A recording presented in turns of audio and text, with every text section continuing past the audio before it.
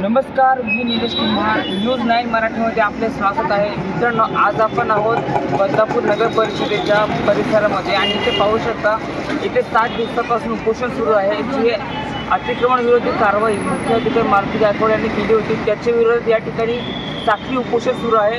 इथे काही महिला आपल्या बसले आहेत. किती दिवस झाले? 6 दिवस झाले हा उपोषण करतो. आम्हाला कोणी न्याय देत नाही आहे. आज एक बाई 6 दिवस झाले अन्न नाही, पाणी नाही, असेच बसले ते. पण गायकवाड काय आमची दखल बी घेत नाही आहे आणि आम्हाला काही मार्गदर्शन बी देत नाही. मावशी, नेमकं तुमचा गाडा कोणता होता? आमच्या कात्रपला गाडी होती. कसली गाडी होती? लस्सीची. आणि तुम्हाला याचे नोटीस आला होत्या? नाही आले होते नोटीस, तर आम्हाला एकालाही नाही दिले. 7-8 गाड्या होत्या, त्यांना एकालाही नोटीस दिलेली नव्हती. बाबा बंद आम्ही म्हणजे आतमध्ये गाड्या ठेवलेल्या, आतमध्ये गाड्या तोडून आमच्या तोडल्या गेल्या त्या गाड्या. पण त्याचे पण आम्हाला काय तिथून पण आम्हाला काय हे भेटलं नाही. बरोबर. त्यासाठी मग आम्ही आता इथे जे उपोषण झालं, मग ह्याच्यामध्ये आम्ही इथे बसते आपल्या पुरणपूरच्या खाली. फणसाचा भाजीचा धंदा आहे फुलांचा. इथे उरणच्या पुढच्या खाली माझा पोरगा बसतो. तर त्याचं मग आम्ही इकडे निलेश दादाकडे करून आम्ही संपर्क इकडे करून घेतला, कारण की आम्हाला कुटुंबी न्याय पाहिजे. तुमच्या आता मागण्या काय नेमक्या? आमची मागणी एवढीच आहे की आम्हाला फक्त जागा द्यावी, धंदा तोड करण्यासाठी जागा द्यावी. ती जरी नाही देत असली तर मग आम्हाला नोकऱ्या लावा. आमचे पोरं बाला आम्ही कशी सांभाळतो, एवढीच आमची मागणी. नुकसान काय झालं तुमचं? आमचं नुकसान फक्त आमच्या हातगाडी बनवताना खर्च किती आला? अजून बनवून आम्हाला नाहीतरी 15,000 रुपये आम्हाला ती गाडीचं द्या. ते पण सेकंड हँडमध्ये, नवी नाही घेतलेली, सेकंड हँडमध्ये. त्याचं मी फार एकदम फुटपाथ सोडून, म्युन्सिपाल्टीचा रस्ता सोडून मी रेल्वेच्या एक पाणी वाहतं त्या गटरीमध्ये. आता पावसाळ्यात नाही, सुकी गटर. तिथं मी ताडपत्री टाकून त्याच्यावर जाळ्या ठेवून त्याच्यावर मी माल एकदम सुरक्षित झाकून ठेवला. पण ते लोक असे आले, इकडून 10-25-30, इकडून 25-30 पोलीस प्रशासन माझ्या हात धरले. मी माल वाचवायला गेले, माझे 4 हटकले. मला बुटर मला 30 ते 35 हजाराचं नुकसान झाले. माझे नुकसान भरपाई द्या आणि आम्हाला लायसन द्या.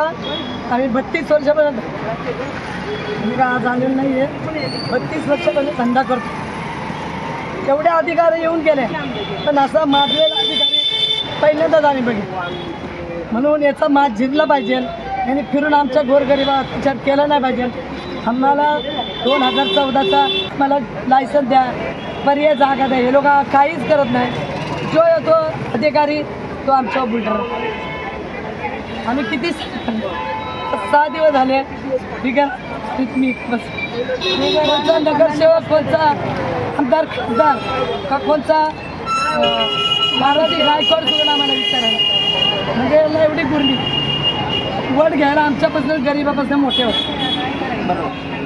आमच्या बहिणी बोलतात, आमच्या बहिणी आहेत तुम्ही, आम्ही तुमचे रक्षण करू. काय करतो शिंदे साहेब? 1500 देऊन काय बहिणीवर अत्याचार करतो का? हां, कुठं गेला शिंदे साहेब? एकंदरीत लोकप्रतिनिधी, प्रशासकीय अधिकारी कोणी सपोर्ट करत नाही. त्यांची सामान्य जनता यांना सपोर्ट करण्याने बसलेली आहे. काय सांगत आहे? माझं म्हणणं हेच आहे की एकनाथ शिंदे साहेब आमच्या नुसती नावाला काळजी घेतात. आम्हाला काही 1,500 रुपये कोणाला काय चालू वगैरे करून देतात.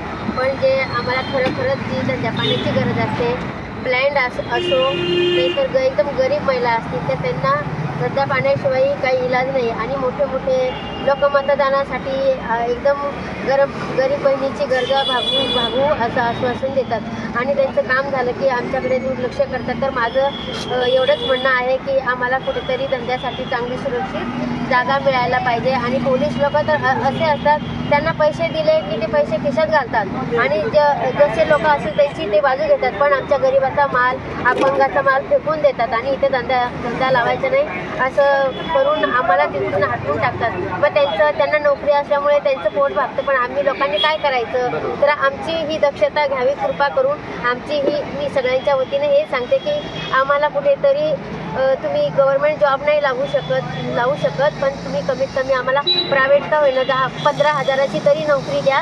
नाहीतर कुठेतरी आम्हाला जागा धंदा पाणी करण्यासाठी जागा द्या आणि आम्हाला अशी जागा द्या की आम्हाला पोलीस लोक कोणीच उठवणार नाही, असं आम्हाला तुम्ही जागा करून दिले तर आमच्यासाठी हेच योग्य राहील. तुम्ही हे आमचं एका कानाने ऐकता आणि एका कानाने सोडून देता. मोठ्या लोकांचं कसं असतं, पैसा फक्त खाल्ल्यापुरताच असतो. त्यांना आम्हाला कसं, आम्हाला धंदा पाणी केल्याशिवाय आमचं पोट भरत नाही, आमचे मुलं शाळेत शिकू शकत नाही.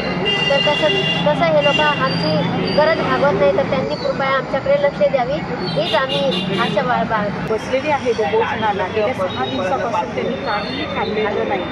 आम्ही येऊन इथे त्यांना काहीतरी रस वगैरे देऊ केलं, पण ते म्हणतात नाही, उपोषण म्हणजे उपोषण. आणि अतिशय त्यांचे सुद्धा धंदे आहेत, गरीब लोक आहेत. तर त्यांना आता या माहिती मॅडमने म्हटल्याप्रमाणे त्यांना खरंच जागा मिळावी, व्यवस्थित धंदे चालावे. कारण नोकरीवाल्यांचं भागतं, पण ज्यांचे छोटे छोटे धंदे उद्योग आहेत त्यांचं कसं चालणार. तर त्यांच्यासाठी ती व्यवस्थित अशी जागा मिळावी हीच सरकारकडून आमची अपेक्षा आहे. कॅमेरा पर्सन ऋतिकसोबत मी निलेश कुंभार, न्यूज 9 मराठी.